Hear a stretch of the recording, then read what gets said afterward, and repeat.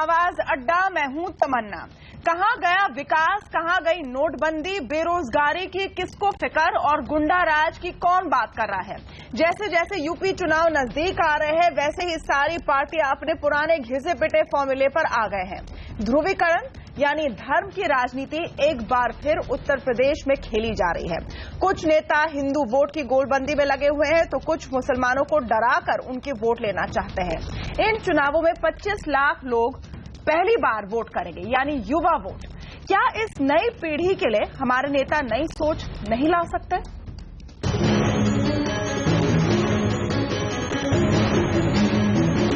UP में चुनाव से ठीक पहले सियासी पार्टियों को एक बार फिर धर्म की याद आ गई है। एक तरफ राम नाम की धुन छिड़ गई है तो दूसरी तरफ मुस्लिम समुदाय को डराने वाली बयानबाजी शुरू हो गई है।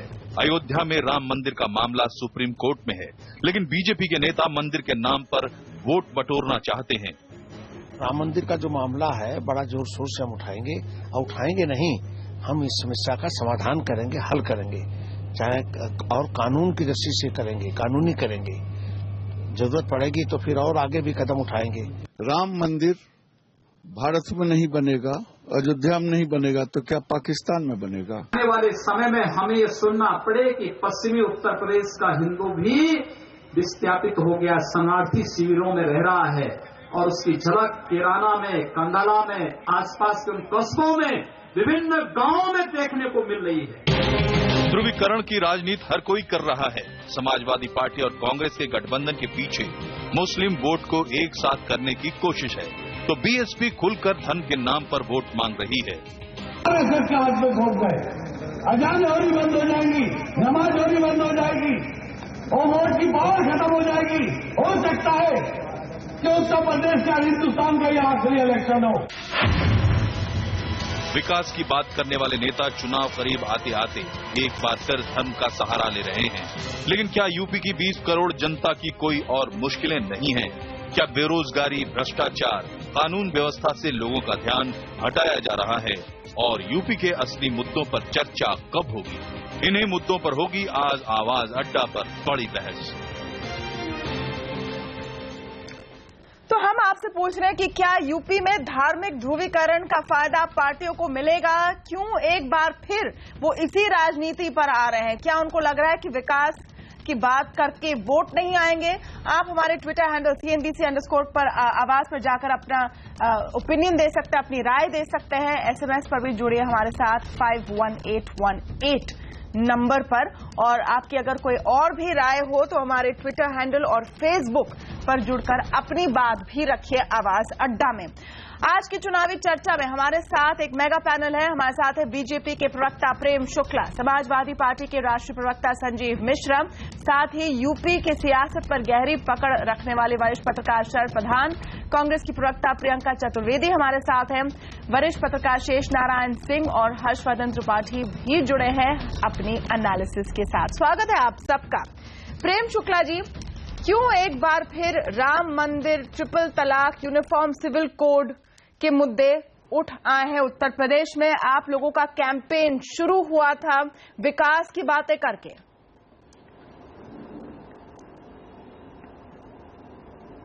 देखिए, भारतीय जनता पार्टी सबका साथ, सबका विकास में विश्वास रखती है। भारतीय जनता पार्टी विकास के मुद्दे पर चुनाव लड़ रही है। वी से विद्युत, क से कानून एवं व्यवस्था, स से सड़क। भारतीय जनता पार्टी के लिए राम मंदिर चुनावी मुद्दा न कभी था न कभी रहेगा। भारतीय जनता पार्टी उसे एक सांस्कृतिक राष्ट्रवाद का मुद्दा मानती है। भारतीय जनता पार्टी 3 तलाक को कोई धार्मिक मुद्दा नहीं मानती, बल्कि नारी अधिकार का मुद्दा है वो, और नारियों को अधिकार मिलना चाहिए। भारतीय जनता पार्टी कभी भी ध्रुवीकरण की राजनीति में विश्वास नहीं रखती। लेकिन वो राजनीतिक दल, कुछ राजनीतिक दलों का तो कार्यक्रम ही वो चुनाव के टिकटों की घोषणा भी करते हैं। तो किस धर्म के कितने लोगों को टिकट दिया, किस जात के कितने लोगों को टिकट दिया, किस भाषा के लोगों को कितना वोट दिया या टिकट दिया, इस तरह की बातें करते हैं। और आप कृपा करके मुझे बता दीजिए कि कांग्रेस और सपा का गठबंधन जो कुछ दिनों पहले तक जो राहुल गांधी जी कह रहे थे 27 साल यूपी बेहाल, तो क्या बेहाल यूपी को विकास की बजाय प्रेम शुक्ला जी, यही तो हम कह रहे हैं, हम वही बात कह रहे हैं कि किसी हमारे जो तीन पत्रकार पैनलिस्ट है उनमें से किसी से पूछ लीजिए कि क्या सपा और कांग्रेस, देखिए उनका एक मुझे 10 सेकंड और दे दीजिए, उसके बाद जो प्रश्न पूछेंगे मैं जवाब दूंगा। आप कृपा करके बताइए कि अल्पसंख्यक मतों का जो है वो किसी तरह से विभाजन नहीं होना चाहिए, इसी नाम पर न गठबंधन हुआ है, तो अल्पसंख्यक मतों का विभाजन नहीं होना चाहिए। ये बुनियादी सोच ही क्या धार्मिक ध्रुवीकरण की सोच नहीं है? ये बड़ा प्रश्न है। नहीं है, यही हम इसी प्रेमिस से आ रहे हैं। आप सही कह रहे हैं कि धार्मिक ध्रुवीकरण की कोशिश हो रही है, लेकिन आपका जो पहला हिस्सा है प्रेम शुक्ला जी कि आपके पार्टी के नेता ऐसा नहीं कर रहे हैं, वो कहां तक सच है? क्योंकि हमने हमारे दर्शकों को सुनवाया, आपको सुनवाया कि गिरिराज सिंह, विनय कटियार, योगी आदित्यनाथ जी क्या कह रहे हैं, रविशंकर प्रसाद जी एक केंद्रीय मंत्री हैं, वो ट्रिपल तलाक की बात कर रहे हैं, उत्तर प्रदेश में ऑन ग्राउंड आपके नेता यूनिफॉर्म सिविल कोड की बात कर रहे हैं, तलाक भारतीय, तो नहीं बिल्कुल, तो आप भी मानिए कि आप भी कर रहे हैं, वो भी कर रहे हैं, हम यही सवाल उठा रहे हैं कि और कोई मुद्दे मिले नहीं है क्या? नहीं, बिल्कुल तमन्ना मेरा बहुत सिंपल सा सवाल है, तमन्ना बहुत सिंपल सा सवाल है, यूनिफॉर्म सिविल कोड होना चाहिए, हर नागरिक को समान अधिकार हो, ये कैसे सांप्रदायिक ध्रुवीकरण हो सकता है? उत्तर प्रदेश में ये मुद्दा क्यों है? उत्तर प्रदेश की जनता के लिए ये मुद्दा क्यों है? मुद्दा है, धार्मिक ध्रुवीकरण का मुद्दा नहीं है। ये मुद्दा कोर्ट में है। देखिए लॉ कमीशन के हवाले, लॉ कमीशन के हवाले से संजीव मिश्रा जी नहीं है, लॉ कमीशन के हवाले, सुप्रीम कोर्ट में अभी आना है, लॉ कमीशन के हवाले से रविशंकर प्रसाद जी ने लॉ कमीशन के हवाले से उसको संदर्भित किया है। बिल्कुल यूपी चुनाव से कोई लेना देना है ही नहीं रविशंकर प्रसाद जी के बयानों का। योगी आदित्यनाथ, गिरिराज सिंह, विनय कटियार पता नहीं कहां की बात कर रहे हैं। आपके मुताबिक हिंदू वोटों को गोलबंद करने की जीरो कोशिश है आपकी पार्टी की तरफ से? ये हम बिल्कुल गोलबंदी के प्रयास नहीं। प्रेम शुक्ला का दावा है। ओके, संजीव मिश्रा जी दूसरी तरफ आते हैं। प्रेम शुक्ला जी का ये आरोप है कि कांग्रेस और समाजवादी पार्टी के गठबंधन का आधार ही है कि मुस्लिम वोट को इकट्ठा करना है और बीएसपी और एसपी के बीच में स्प्लिट नहीं होने देना है। देखिए तमन्ना, एक चीज साफ कर दूं कि भारतीय जनता पार्टी और मोदी सरकार की उत्तर प्रदेश में स्थितियां उस तरीके की हैं जिस तरीके के जल बिन मछली होती है। अब ये तड़प रहे हैं, इनको परेशानी क्या हो रही? अगर गठबंधन हुआ तो गठबंधन के बाद आपके पास मुद्दे ही नहीं रह गए।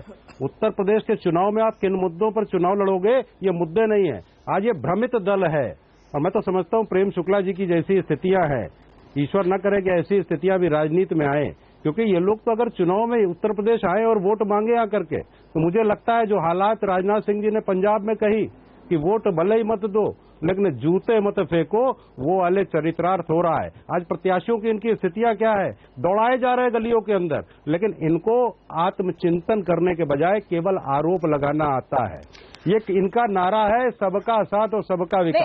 उत्तर प्रदेश में संजीव मिश्रा जी जो 4 बीबी संजीव मिश्रा जी और 40 संजीव मिश्रा जी, क्या आप लोगों की पार्टियां साथ में नहीं आई है ताकि मुस्लिम वोट आप इकट्ठा रख सके?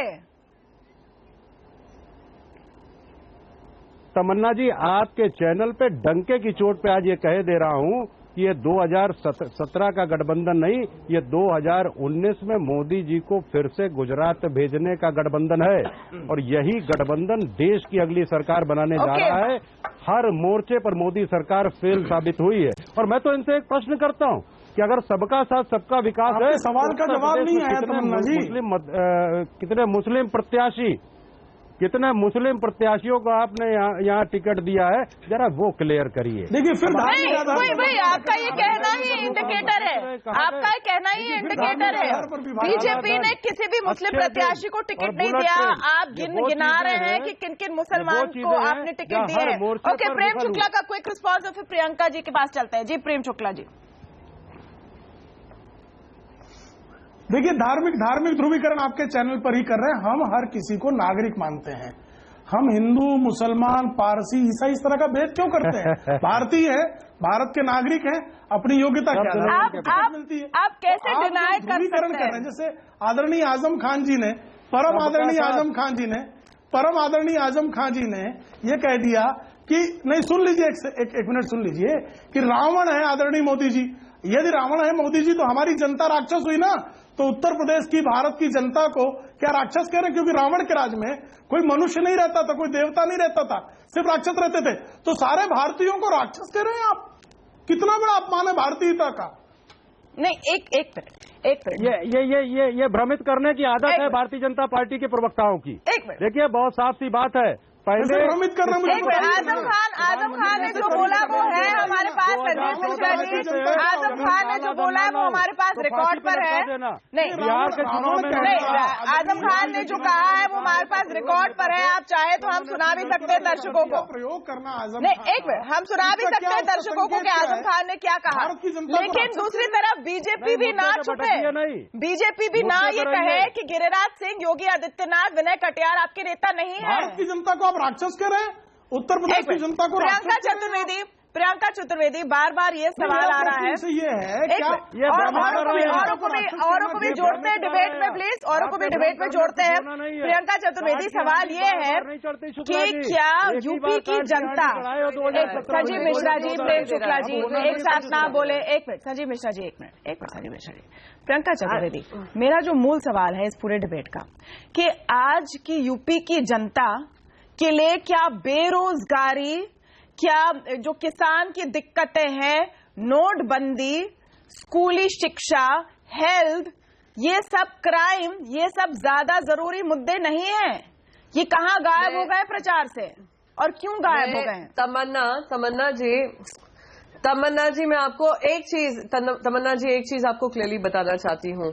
जो लोग, जिनका पूरा मैं कहूंगी अस्तित्व ही ध्रुवीकरण हो, तो हर चीज, हर अलायंस, हर गठबंधन को उसी आंख से या नजरिए से देखता है। जब से हमारा अलायंस हुआ है, अलायंस से पहले भी जब कांग्रेस पार्टी ने कैंपेन शुरू किया था, हमने कहा था कि जो विकास की स्तर होनी चाहिए थी उत्तर प्रदेश की, वो नहीं हुई है। वो इसलिए नहीं हुई है क्योंकि उत्तर प्रदेश हमेशा ध्रुवीकरण वाली राजनीति में ग्रस्त रहा है, जो भारतीय जनता पार्टी ने 22 साल पहले शुरुआत की थी सत्ता में आने के लिए, और वही कामयाबी कर रहे हैं। अभी आप नोटबंदी की बात कर रहे थे, मैंने हाल ही में एक आर्टिकल पढ़ा जहां पे अमित शाह जी से लेकर मोदी जी ने सबने नोटबंदी के बारे में बात करना बंद कर दिया है। हम ये तक पढ़ रहे हैं कि रैलीज में भीड़ तक जुटाना इनको मुश्किल हो रहा है। तभी जाकर ये लोग अपने स्टार कैंपेनर्स किसको रखते हैं? जो ध्रुवीकरण के राजा हैं। आपके विनय कटियार देखिए, विनय कटियार ने सिर्फ महिलाओं के बारे में अभद्र टिप्पणी नहीं की है, उन्होंने, वो तो बिल्कुल चार्जशीटेड है बाबरी मस्जिद के किस्से में। आप संगीत सोम को देख लीजिए, आप संजीव बलियान को देख लीजिए, आप साक्षी महाराज जो 4 और 40 बच्चे की बात करते हैं। तो जो ध्रुवीकरण की बात कर रहा है पिछले 2 हफ्ते से, वो एक ही पार्टी है और एक गठबंधन है जो सिर्फ विकास की बात कर रहा है।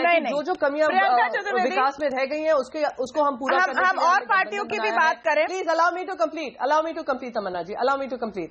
ओके, हाँ, मैं बिल्कुल करूंगी। और पार्टी कौन सी बच जाती है जब भारतीय जनता पार्टी जाकर एजेंडा अपना इस तरीके का बनाती है, जहां पे 4 और 40 की बात करती है, या राम मंदिर की बात करना शुरू कर देती है, या लॉ मिनिस्टर आकर ट्रिपल तलाक की बात करते हैं। मैं लॉ मिनिस्टर से आज पूछना चाहती हूँ, आपके चैनल के माध्यम से पूछना चाहती हूँ, अगर उनका इरादा इतना नेक है तो उनको किसने रोका है कि ये बिल प्रेजेंट करे पार्लियामेंट में? प्रियंका चतुर्वेदी, कहें इस पे अपनी कोई भी ध्रुवीकरण की राजनीति से छूटा हुआ नहीं है। आज हाजी याकूब नाम के एक बसपा के नेता है तो होगा ही, जो कहते हैं कि अगर भारतीय जनता पार्टी चुनकर आ जाए तो आजान नहीं होने देंगे। कोई भी इससे परे नहीं है। और हम पूछते हैं हमारे एक्सपर्ट से, और फिर आते हैं वापस नेताओं के पास। शेष नारायण सिंह जी, क्यों एक बार फिर उसी पुराने रिकॉर्ड पर आ गए, घिसे पिटे रिकॉर्ड? कोई नए आइडियाज नहीं है? एक न्यू जनरेशन है, उनके लिए कुछ नहीं है उनके पास? नहीं, वो ट्राई तो किया। मोदी जी ने 2014 के इलेक्शन में विकास का वायदा किया और देश की जनता ने, खासकर न्यू जनरेशन ने, उनका टोटल विश्वास किया। लेकिन इस चुनाव में भी उन्होंने उसको शुरू तो किया था, लेकिन कैंपेन जितना डेवलप हुआ उसमें पता लगा कि वो तो इनकी बात का विश्वास ही नहीं हो रहा है। क्योंकि विकास इन्होंने कहा, और विकास को जहां पे इस वक्त इलेक्शन हो रहे हैं, गन्ना बेल्ट में और आलू बेल्ट में, वहां पे कैश इकोनॉमी तहस नहस हो चुकी है। तो वो मुद्दा तो चलने वाला नहीं है। और जो हमारे मित्र माननीय प्रेम शुक्ला जी ने कहा कि ये ट्रिपल तलाक और योगी आदित्यनाथ और ये क्या नाम उनका, माननीय का, बजरंग दल वाले जो श्रीमन है, उन सबको जो आगे कर दिया है झाड़ पोंछ के, केवल इसलिए कर दिया गया है कि इनका जो विकास वाला मुद्दा है वो चल नहीं रहा है। और अब रविशंकर प्रसाद लॉ कमीशन की जो रिपोर्टें अभी कोर्ट कर रहे हैं, क्या ये नहीं हो सकता था कि आचार संहिता लागू है, सुप्रीम कोर्ट का इंटरवेंशन है, धार्मिक मामले में बात नहीं की जाएगी, तो 15-20 दिन बात कर लेते उसको, लेकिन उसके बाद वो भूल जाएंगे उसको। उन लोगों का अब आदित्यनाथ का कैराना में जाके जो ज्ञान बघारने की मामला है, और वहां जो एक्सोडस जो तो हुआ था, उसके एमपी श्री हुकुम सिंह जो है, उनकी बिटिया कैंडिडेट है, और वहां पे उनको सर्वाइवल लड़ाई लड़नी पड़ रही है। तो इसमें केवल अब इनका वही पुराना हथियार जो 1991 में काम आया था, रथ यात्रा वथ यात्रा टाइप, वही इनके पास बचा है, क्योंकि अब ये केवल धार्मिक खेल करने के चक्कर में है। और इसमें आपकी बात बिल्कुल सही है कि बाकी लोग भी मुस्लिम वोटों को गोलबंद करने के लिए ये लोग कर रहे हैं। और एक श्री आजम खां हैं, वो रहते रहते कोई न कोई हथियार पकड़ा देते हैं। अब जो मोदी जी को रावण कह दिया उन्होंने, तो अब इसको क्या वो समझ रहे हैं कि बीजेपी वाले इसको छोड़ेंगे? उसको वो मुद्दा बनाएंगे और बाकायदा उससे उनकी पिटाई होगी। और उनकी क्राइसिस ये है कि समाजवादी पार्टी में वो अपने को सबसे इम्पोर्टेंट लीडर मानते हैं मुलायम सिंह के बाद। नहीं, ये देखिए, ये हमारे राजनीति की क्राइसिस है, हमारे राजनीति की क्राइसिस है या नहीं शरद प्रधान जी? कि आज कुछ शरद प्रधान जी कि आज मायावती जी आप पूरा कीजिए, शेष नारायण सिंह जी पूरा कीजिए। नहीं, मैं ये कह रहा था कि आजम खां की क्राइसिस ये है कि हमारे और प्रेम शुक्ला के गांव के पास एक बार आग लगी थी बहुत पहले, तो वहां एक पनडब्बा होता है, अपर क्लास लोग पनडब्बा मंगा के पान रखते थे, तो एक महिला ने अपने घर में आग लगा दिया। लोगों ने पूछा, लोग बुझाने लगे, तो उन्होंने चिल्ला के कहा, भाई हमारा पनडब्बा बचा लीजिएगा। तो लोगों ने पूछा, भैया पनडब्बा कब लियू? अरे भैया यही पूछा होता तो घर में आग ही क्यों लगाते?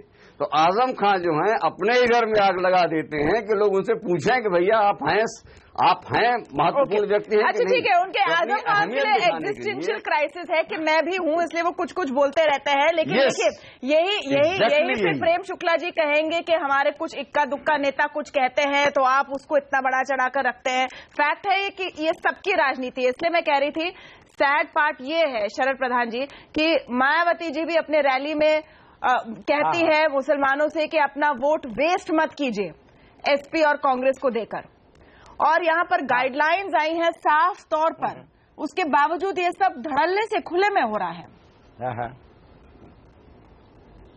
देखिए प्रॉब्लम ये है कि ये इस देश में और खासतौर से इस प्रदेश में राजनीति जाति और धर्म के आधार पे अनफॉर्चुनेटली बटी हुई है।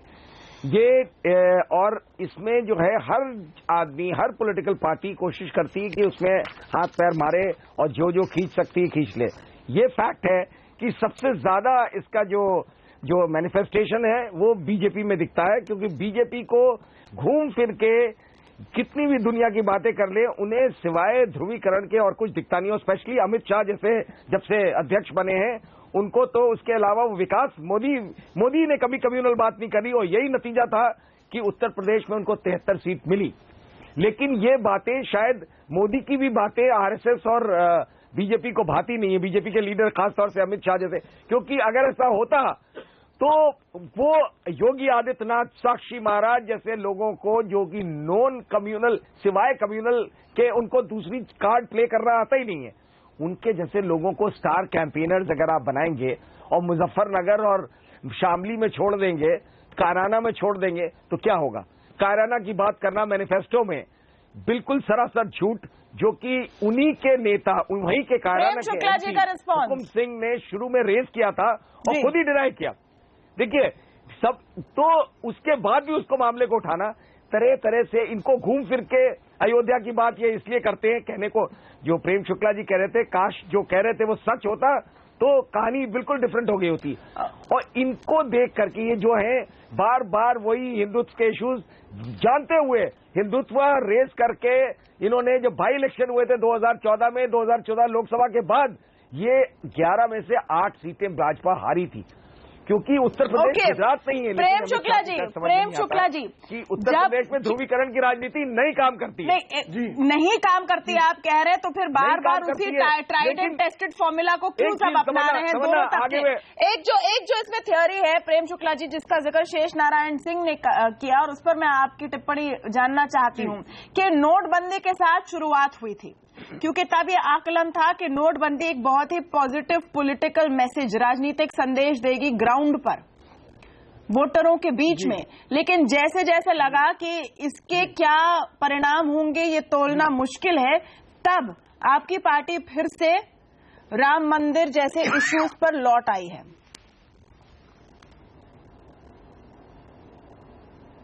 नहीं, हमारी पार्टी विकास के मुद्दे पर है।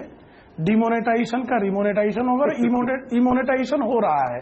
हम विकास, विद्युत, आपको ध्यान होगा 1500 गांव में बिजली जो है, 1500 से अधिक गांव में बिजली 70 वर्षों में नहीं पहुंची थी, और उनमें से 1500 उत्तर प्रदेश के गांव में बिजली भारतीय जनता पार्टी के 2.5 वर्षों के केंद्र के कार्यकाल में पहुंची। 7,500 करोड़ रुपए बिजली के लिए समाजवादी पार्टी सरकार को दिए गए, 6,000 करोड़ रुपए का उपयोग ही नहीं किया गया। ऐसी स्थिति है, तो हम तो विकास की ही बात कर रहे हैं। हम आज भी कह रहे हैं कानून एवं व्यवस्था की स्थिति ठीक हो, और कैराना का मुद्दा कानून एवं व्यवस्था का मुद्दा है। कैराना का मुद्दा सांप्रदायिक मुद्दा नहीं है। मानव मात्र को वहां से जो है स्थानांतरित होना पड़े, भागना पड़े, कानून एवं व्यवस्था की स्थिति खराब, उस स्थिति का कहा भी नहीं जाए, बोला भी नहीं जाए, ये अपराध है, क्योंकि बहुसंख्यक समाज भाग रहा है। तो ये मुझे लगता है कि इस तरह की बातें, इस तरह का निष्कर्ष नहीं निकाला जाना चाहिए।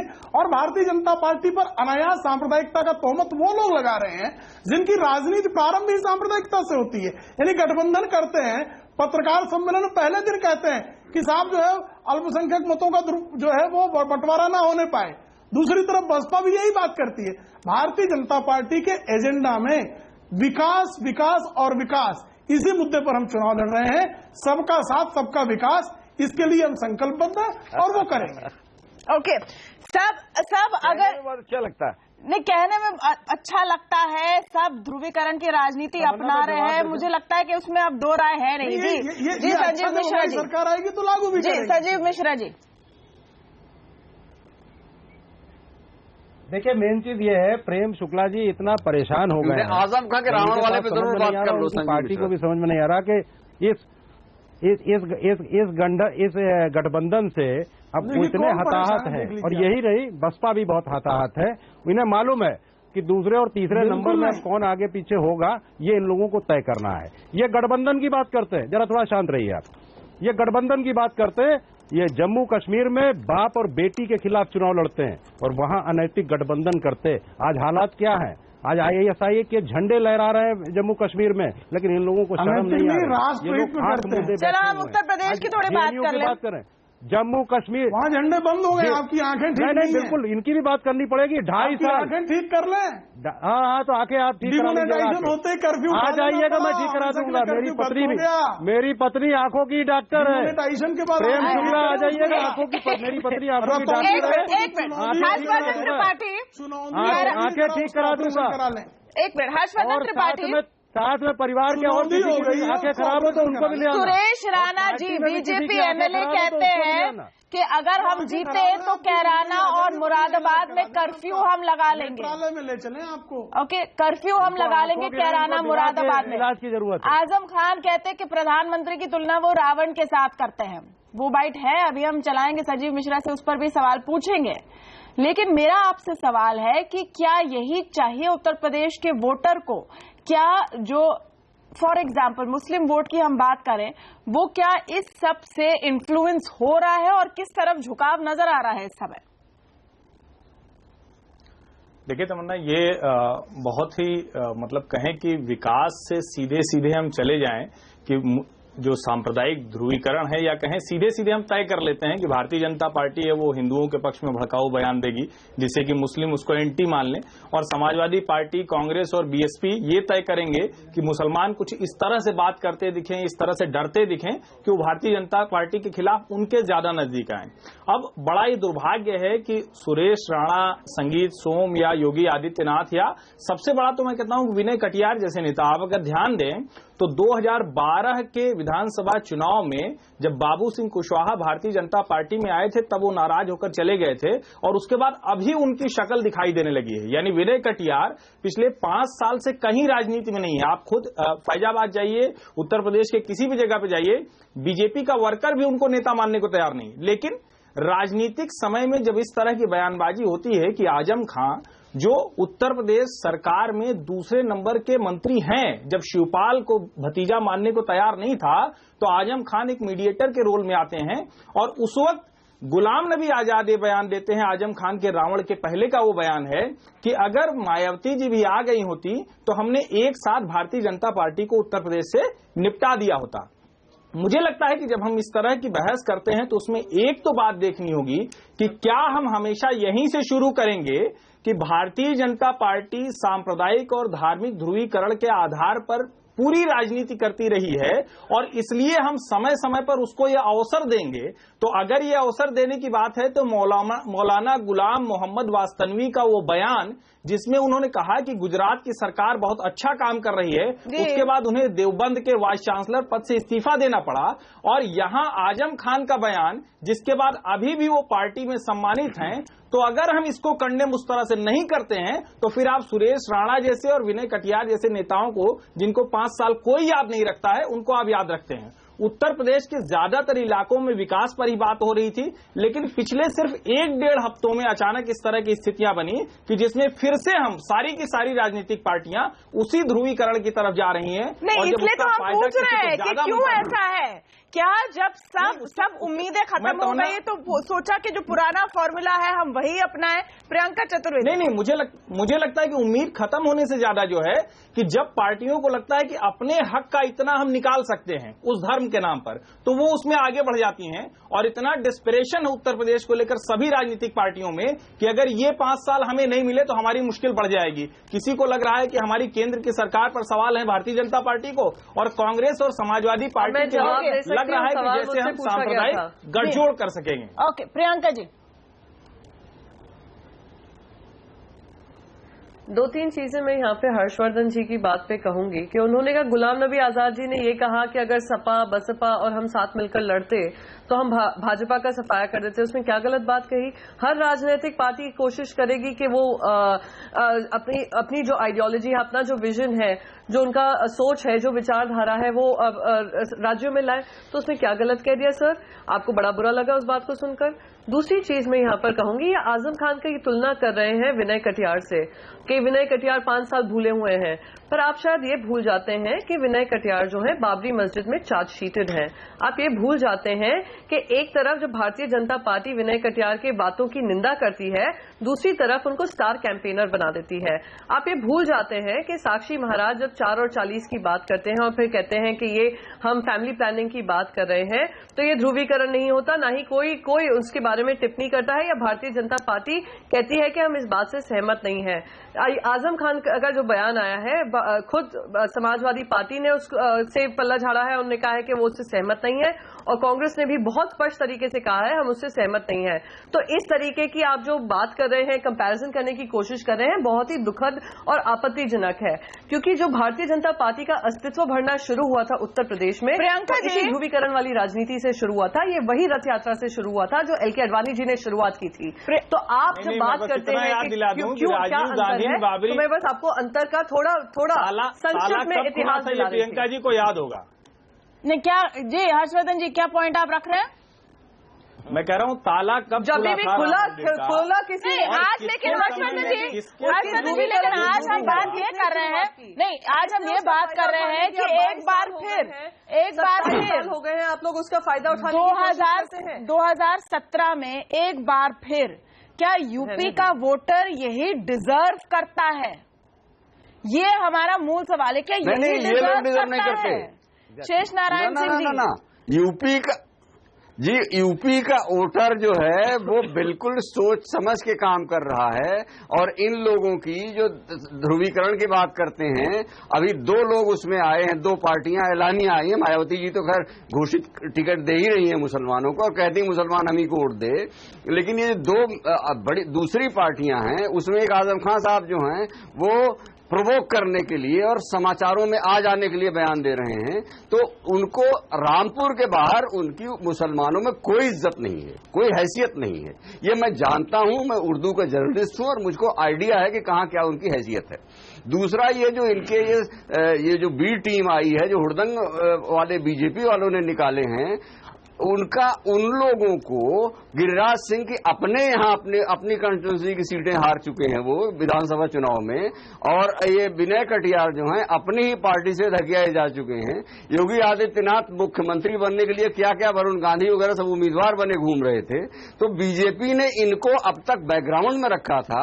अब चूंकि डेस्परेट मीजर्स हैं, सबका साथ सबका विकास में उनकी बात का विश्वास कोई नहीं कर रहा है, और मोदी जी का जो विकास की बात थी वो बैकग्राउंड में चली गई है, और यूपी की सड़कों पे ये जो मुख्यमंत्री हैं, इन एंटी इनकम्बेंसी इन पर बिल्कुल असर नहीं डाल रही है। तो ये सारे बैकग्राउंड में डेस्परेट मेजर्स हैं। नहीं, अगर ऐसा है तो फिर यूपी के मुख्यमंत्री को राहुल गांधी के सहारे की क्यों जरूरत थी? संजीव मिश्रा जी, अगर आप क्योंकि कुछ महीने पहले तक आप बार बार लखनऊ आगरा एक्सप्रेसवे की बात कर रहे थे, आप मेट्रो की बात कर रहे हैं, ये सारी बातें कर रहे हैं। अगर सिर्फ विकास पर अखिलेश जी चुनाव जीत लेते तो फिर आपको इस गठबंधन की जरूरत थी ही नहीं। खुद आप लोगों का बयान है कि आप साथ में आए हैं ताकि आप बीजेपी को बाहर रख सके, ताकि आप ध्रुवीकरण डिविजिव पॉलिटिक्स से दूर रह सके, लेकिन आप इन टर्न वही कर रहे हैं। देखिए, इस गठबंधन से तमन्ना की एक चीज साफ कर दूं कि अब हमारी लड़ाई किसी से नहीं है। अब लड़ाई तो उत्तर प्रदेश में नंबर 2 और नंबर 3 की रह गई, क्योंकि नंबर 1 और नंबर 2 का मार्जिन इस गठबंधन के बाद बहुत ज्यादा हो गया। और शुरू से मुख्यमंत्री अखिलेश यादव जी ये बात कह रहे हैं, उन्होंने कहा कि हम अपने दम पर उत्तर प्रदेश विधानसभा का चुनाव जीत सकते हैं पूर्ण बहुमत से, लेकिन अगर कांग्रेस भी साथ में आ जाती है तो 300 प्लस सीटें हो जाएंगी।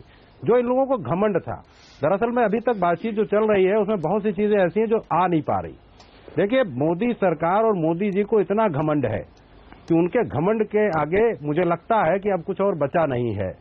दिल्ली में जो स्थिति रही, बिहार में जो स्थिति रही और उत्तर प्रदेश में जो स्थिति होने जा रही है, उसके बाद भी इनको आत्मचिंतन करने की जरूरत है। प्रेम शुक्ला जी तमाम बातों के जवाब दे रहे हैं। मुझे बता दें कि 100 दिन में क्या महंगाई कम हो गई? क्या 100 दिन में काला धन विदेशों से आ गया?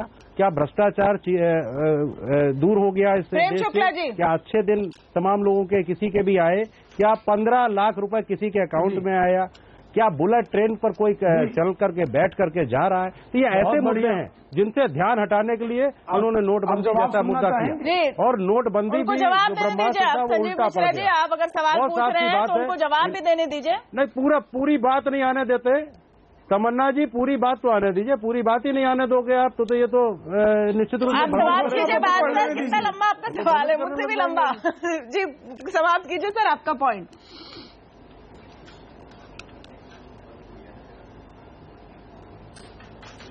जी संजीव मिश्रा जी। संजीव जी, हो गया हो तो बोलूं मैं जी।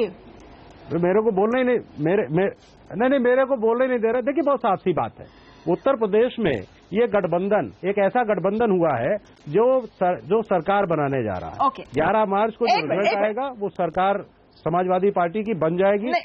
अब उसके अलावा ये देखिए, ये विकास के जो नारे थे, साल भर पहले मोदी जी कह रहे थे कि हम 15 दिन लगातार हमारे कार्यकर्ता जाएंगे और तो आपने प्रेम शुक्ला जी से कई सवाल पूछे, कोई भी वो नहीं है। आपने प्रेम शुक्ला जी से कई सवाल पूछे और हम कोशिश करें कि हमारे सवाल सिर्फ रेटोरिक से आगे चले जाएं, वो सिर्फ बयान नहीं बन के रह जाए। आप सवाल पूछ रहे हैं तो मैं उम्मीद कर रही हूँ हम जवाब भी सुनना चाहते हैं। प्रेम शुक्ला जी।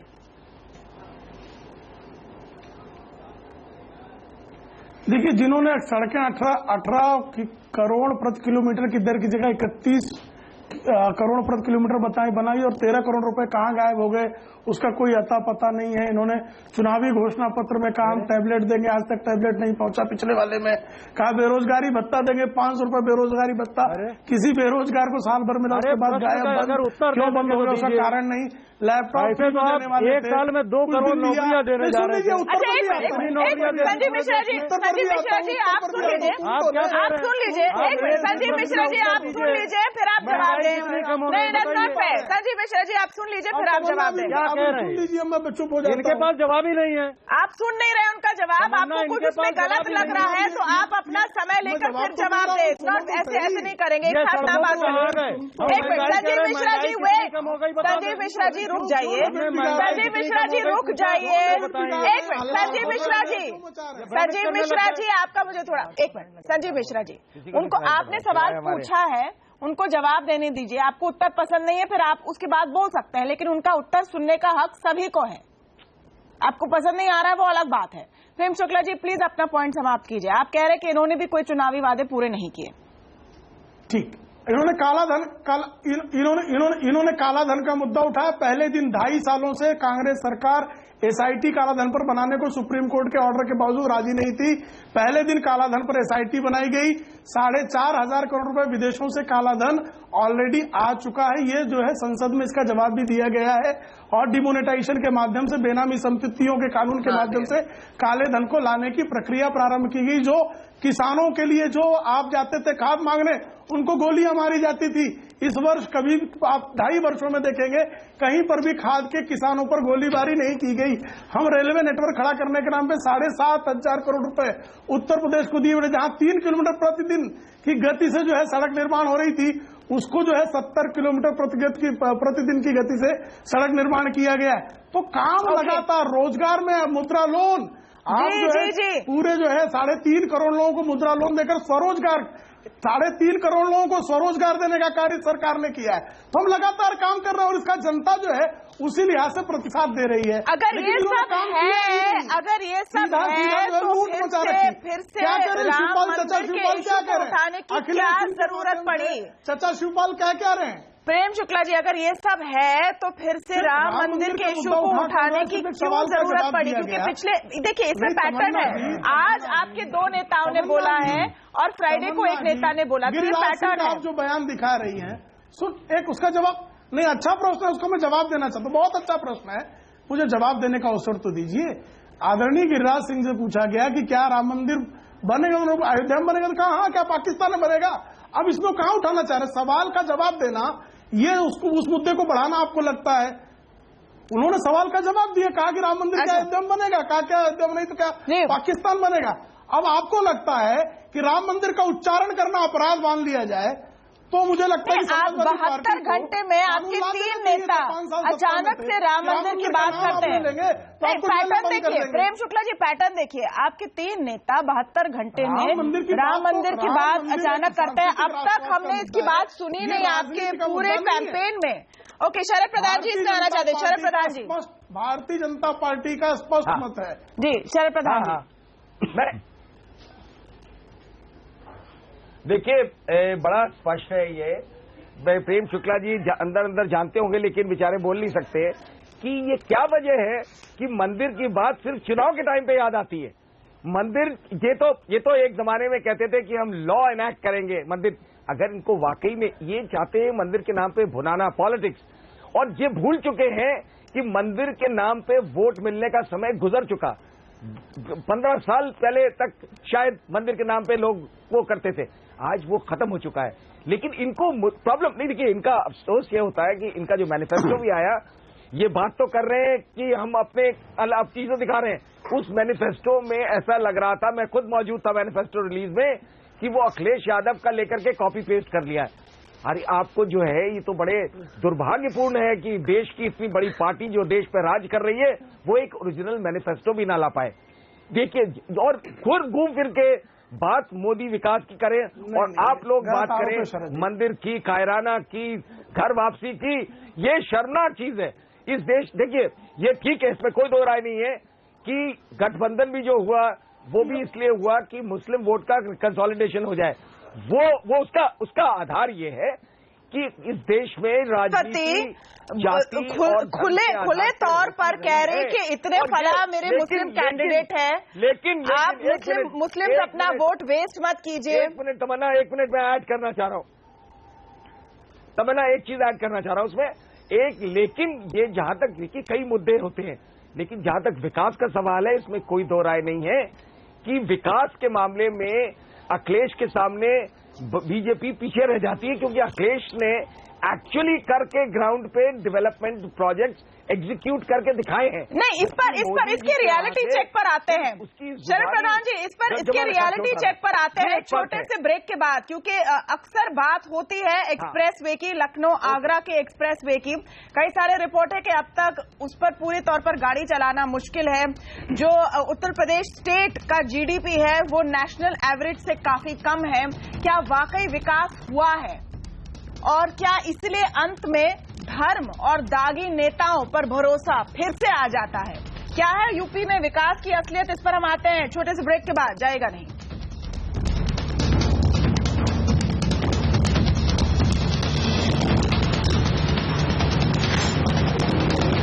आवाज अड्डा में आज हम पूछ रहे हैं कि क्यों एक बार फिर उत्तर प्रदेश के चुनावों के पहले धर्म का सहारा लिया जा रहा है और हर पक्ष यही रणनीति अपनाता नजर आ रहा है। हम आपसे पूछ रहे हैं कि क्या आपको लगता है कि इस बार चुनाव में इस रणनीति का फायदा मिलेगा पार्टियों को? क्या आज भी उत्तर प्रदेश का वोटर धर्म की राजनीति में फंसेगा या उनके सामने दूसरे और जरूरी मुद्दे हैं? ब्रेक के पहले यह दावा किया जा रहा था कि सरकार ने, जो मौजूदा सरकार है, उन्होंने काफी डेवलपमेंट किया है। हम कुछ आपको आंकड़े दिखा रहे हैं डेवलपमेंट इंडेक्स पर कैसे है उत्तर प्रदेश की रैंकिंग। जो आपकी नेशनल एवरेज है जीडीपी की, स्टेट्स की, हम स्टेट्स की बात करें 6.5%, यूपी उसके नीचे है। हाँ, इंप्रूवमेंट कुछ हद तक हुआ है। आप कोई भी और पैरामीटर उठाकर देख लीजिए। आप बेरोजगारी की देखिए, आप पावर की देखिए। पावर की बात कुछ देर पहले हो रही थी कि जितना फंड 10 सालों में आवंटित हुआ और उसमें अलग अलग सरकारें हैं, 34% उसका केवल उपयोग हुआ है। महिलाओं के खिलाफ क्राइम में अभी भी उत्तर प्रदेश लिस्ट के टॉप में है और ये एक बड़ा मुद्दा है जिस पर बहुत कम लोग बात कर रहे हैं। शिक्षा के मामले में नेशनल एवरेज से कम है साक्षरता उत्तर प्रदेश में, ये एक दिक्कत है। और बेरोजगारी में भी यूपी का रिकॉर्ड बहुत अच्छा नहीं है। हर 1000 में से 74 लोग बेरोजगार हैं। उत्तर प्रदेश में राष्ट्रीय एवरेज 50 है। तो क्या ये सब ज्यादा जरूरी फैक्टर नहीं होने चाहिए? सवाल हम ले जाते हैं अब हमारे पैनलिस्ट के पास।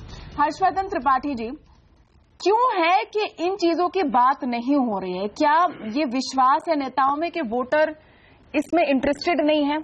वो रोज भुगते हैं, लेकिन जब वोट की बात होती है तो उनको कुछ ऐसा चाहिए जिससे ध्यान आकर्षित हो। नहीं तमन्ना, मैं ऐसा नहीं मानता हूं। और आप अगर देखिए इस पूरे चुनाव का एक तरह से कहें जो इलेक्शन प्रोसीजर बढ़ा है, तो उसमें शायद चाहे भारतीय जनता पार्टी हो या अखिलेश यादव खुद हो, इन दोनों का जो एजेंडा था वो विकास के इर्द गिर्द ही था।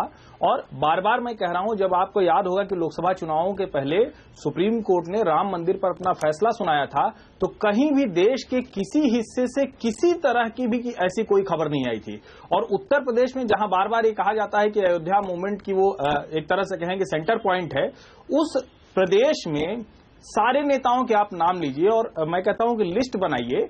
उन सारे नेताओं के उनकी अपनी विधानसभा के बाहर कोई पूछने वाला नहीं है।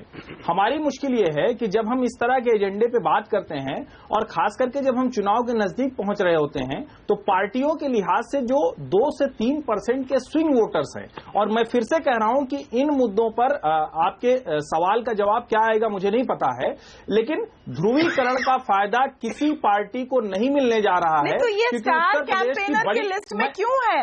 स्टार कैंपेनर की लिस्ट में क्यों है? आते हैं वो इसीलिए आते हैं कि जब उनको लगता है कि 3% के उस स्विंग वोटर को कहीं न कहीं प्रभावित किया जा सकता है, और शायद दोनों तरफ से ये मैच फिक्सिंग टाइप हो जाती है, जो बार बार कहा जाता है ना, प्रियंका चतुर्वेदी, मैच फिक्सिंग हो जाती है और नुकसान सीधे उत्तर प्रदेश की जनता को होता है। प्रियंका चतुर्वेदी, क्या एक क्लियर फोकस आपके अलायंस में भी नहीं नजर आ रहा है?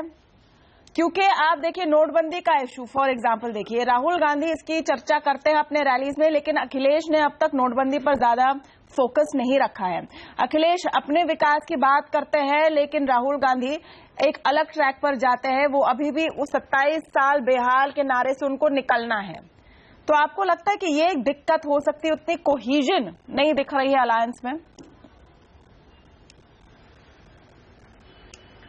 नहीं, देखिए कोहेजन की बात है ही नहीं यहाँ पर, क्योंकि अखिलेश जी ने सरकार चलाई है, 5 साल सरकार मुख्यमंत्री बने हैं उत्तर प्रदेश के, तो वो तो ऑब्वियस है कि वो अपने जो काम है उसके बारे में बात करेंगे और उनकी क्या आगे की विजन है उसके बारे में बात करेंगे।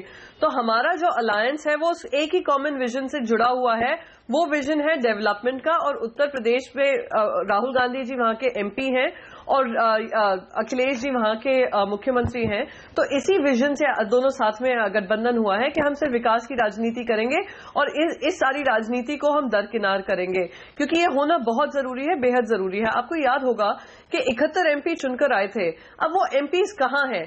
कोई एक जन डेवलपमेंट की बात नहीं करता है, कोई एक जना अपने वापस कॉन्स्टिट्यूंसी नहीं जा सकता है क्योंकि वो नोटबंदी के बारे में चर्चा नहीं करना चाहता है। आप हमसे कह रहे हैं हम नोटबंदी की चर्चा कर रहे हैं, आप आज प्रधानमंत्री जी जिन्होंने कहा था कि उनके लिए तो ये फाइनल वेपन था डीमोनेटाइजेशन, जहां से काला धन खत्म हो जाता, एसआईटी सब दरकिनार करते हुए क्या हुआ? कितना ब्लैक मनी निकला, कितना काला धन वापस आया?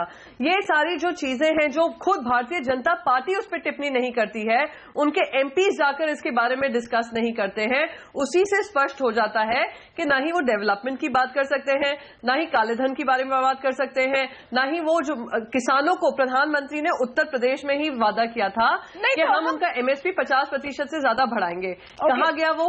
आज जाकर कहते हैं हम एक सेकेंड गन्ना किसानों का हम जो कर्जा है वो माफ करेंगे। महाराष्ट्र में आपकी सरकार है, हरियाणा में आपकी सरकार है, आप ये करते नहीं है। जब आप विपक्ष में होते हैं तो हम जब कर्जा माफ करते हैं तो आप उस पर आपत्ति जताते हैं। तो जो कहने की बात है और जो करने का काम है उसमें इतना अंतर है, वो उत्तर प्रदेश की जनता बहुत स्पष्ट तरीके से समझ गई है। हम बस तभी वो ध्रुवीकरण की राजनीति में वापस घूम फिर कर उतर आए। एक तो ध्रुवीकरण की राजनीति प्रेम शुक्ला जी, दूसरी आपकी जिस तरह की टिकट सिलेक्शन हुई है इस बार, उसमें आप किस तरह का असर देखने जा रहे हैं?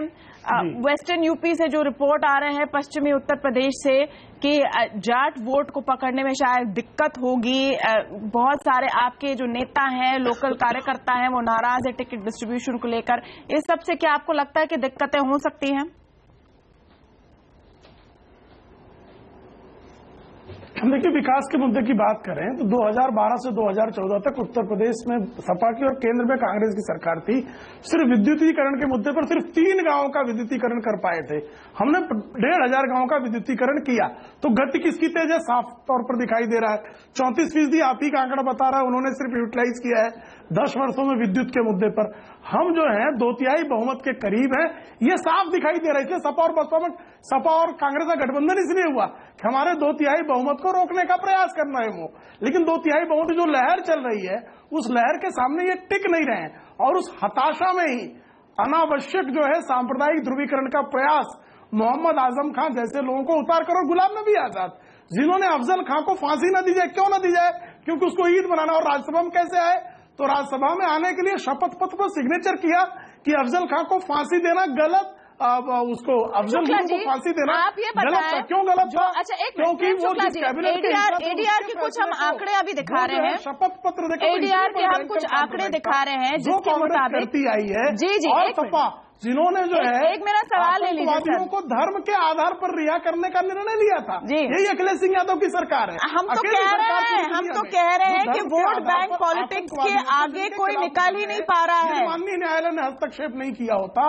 प्रेम शुक्ला जी, आपसे मैं एक सवाल पूछने की कोशिश कर रही हूँ, कृपया सर सवाल तो सुन लीजिए। प्रेम शुक्ला जी, उनसे बड़ा आतंक। अच्छा, और घोर आप सवाल सुनेंगे मेरा सर? सांप्रदायिकता को यदि एक्सपोज करने का प्रयास किया जाए प्रेम शुक्ला जी, ध्रुवीकरण कहना तो अन्याय होगा। ओके प्रेम शुक्ला जी, मेरे एक सवाल का जवाब दे दीजिए। एडीआर के मैं आंकड़े दिखा रही हूँ, इसके मुताबिक सब सारे पार्टियों के आंकड़े हैं, सिर्फ आपकी पार्टी के नहीं, लेकिन इसके मुताबिक पहले चरण में आपकी पार्टी ने 40% ऐसे उम्मीदवारों को टिकट दिए हैं जिनके क्रिमिनल रिकॉर्ड हैं। मेरा बार बार यही सवाल है कि सब जब विकास की बातें जब खत्म हो जाती है तो पुराने फॉर्मूले पर हम क्यों बार बार आ जाते हैं? और ये सवाल मैं ले जाऊंगी अब शरद प्रधान जी के पास।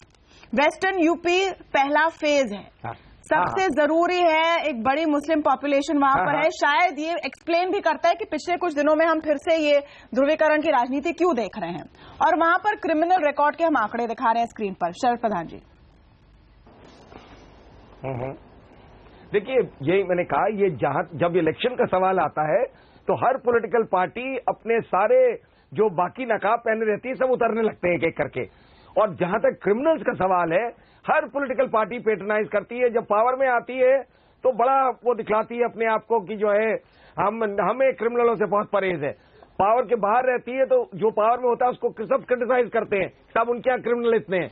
जब वो क्रिमिनल उनकी पार्टी में आ जाता है तो वो साफ हो जाता है। और एक दूसरे को देखिए, खाली एक दूसरे को ब्लेम करते हैं कि मेरी कमीज उसकी कमीज से ज्यादा साफ है।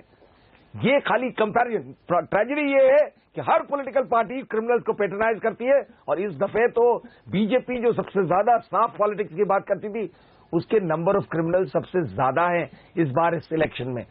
लेकिन बात अगर हम लोग ज्यादा और कम की करेंगे तो एक किसी को बेनिफिट मिल जाएगा। हकीकत यह है कि हर पॉलिटिकल पार्टी को जब ये इलेक्शन का सवाल आता है तो बात करेंगे कि इसलिए आखिर में, क्योंकि बहुत कम समय बचा है, संजीव मिश्रा से मैं एक सवाल पूछना चाह रही हूँ। संजीव मिश्रा, आप लोगों की कैंपेन शुरू हुई थी विकास की बात करते हुए कि हमारे मुख्यमंत्री ने ये प्रोजेक्ट कर लिया, वो प्रोजेक्ट कर लिया, बहुत सारे तो उद्घाटन हुए हैं, पूरे कम हुए हैं, ये भी फैक्ट है। लेकिन कहां पर चला गया वो विकास का मुद्दा? इलेक्शन के नजदीक आते आते आपके गठबंधन का बेसिस ये नहीं कि मुस्लिम वोट को आप कैप्चर करें? तमन्ना जी, हमने तो ये बात कभी कही नहीं। हाँ, पहले एक बात जरूर कह दूं, शरद प्रधान साहब की जो बात है उसके लिए मैं जरूर कह दूं कि जब सारी पॉलिटिकल पार्टीज के बारे में कहा जाता है कि ये लोग ज्यादा क्रिमिनल्स को ले रहे हैं, तो मैं ये बहुत स्पष्ट कर दूं आपके चैनल पे कि अखिलेश यादव एक ऐसा शानदार और जानदार चेहरा उत्तर प्रदेश के मुख्यमंत्री हैं जिन्होंने इन अपराधियों को, गुंडों को किनारे करने का काम किया, और शुरू से 5 साल वो लड़ाई लड़ते रहे इस बात की कि कोई क्रिमिनल हमारी पार्टी में ना आ पाए। तो मैं ये बात जरूर कहूंगा कि उत्तर प्रदेश में अगर वाकई में ईमानदारी से कोई बहुत शानदार मुख्यमंत्री है तो अखिलेश यादव, जिसने इन जैसे लोगों को बहुत। संजीव मिश्रा जी, आप तो अपने नेता के बारे में कहेंगे ही। आई एम सॉरी, मेरा समय समाप्त हुआ है, लेकिन तो मुझे लगता है कि आप मासूम समझते हो। पूरा उत्तर प्रदेश जानता है, पूरा देश जानता है। नहीं, क्रिमिनल्स को सबसे प्यारे और सबसे ईमानदार लगते हैं। खैर, इसमें कोई बुराई नहीं है, प्रवक्ता को अपने नेता की प्रशंसा करनी चाहिए। समय मेरा समाप्त हुआ है। हमने लोगों से पूछा कि क्या उनके मुताबिक ध्रुवीकरण की राजनीति चलेगी, लोग इसको वोट देंगे। 57% कह रहे हैं हाँ। हम उम्मीद करते हैं कि इस बार वोटर ये सोचे कि कौन उनको बांटने की कोशिश कर रहा है और उन्हें वोट ना दे, सबक सिखाए कि अब वो जमाना चला गया जब आप ध्रुवीकरण की बात करके वोट बटोर सकते हैं। आप विकास की बात कीजिए, लोगों के जीवन सुधारने की बात कीजिए, तब आपको वोटर सीरियसली लेगा। बहुत बहुत शुक्रिया आप सबका आज हमारे साथ आवाज अड्डा में जुड़ने के लिए। नमस्कार।